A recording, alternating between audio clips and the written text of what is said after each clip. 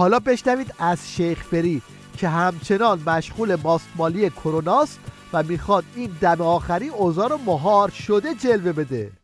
به نظر من پیک این بیماری تمام شده. حالا علیرغم همه حرفا، جهش و همه مشکلات و اینا، این در مجموع در عالم یک پیکی داشته. این پیک دیگه آخرشه، با این گسترش واکسن آخرشه. این پیک میاد پایین.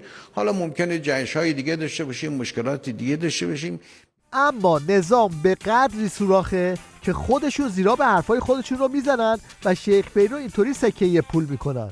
در حال حاضر میزان رعایت پروتکل ها به کمتر از 60% رسیده، یعنی یه چیز حدود 56%، و این یک زنگ خطر بسیار بزرگ هست. ما شهرهای قرمزمون از در مقایسه با 25 اسفند که ما 9 تا شهر قرمز داشتیم، الان 23 تا شهر قرمز متاسفانه داریم در استانهای مختلف.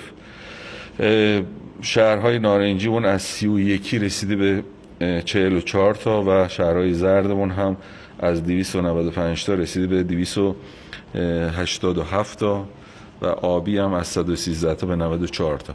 این نشون دهنده اینه که این گردش ویروس داره اتفاق میفته. بعضی از استان‌ها که ماها بود واقعا هیچ افزایش بیماری ما نداشتیم، یک شروعی الان داریم که بیماری داره افزایش پیدا میکنه و این میتونه یه زنگ خطر باشه. حکایت شیخ فری و مهار کرونا حکایت درگیری این بابا با ماسک برای مقابله با ویروسه.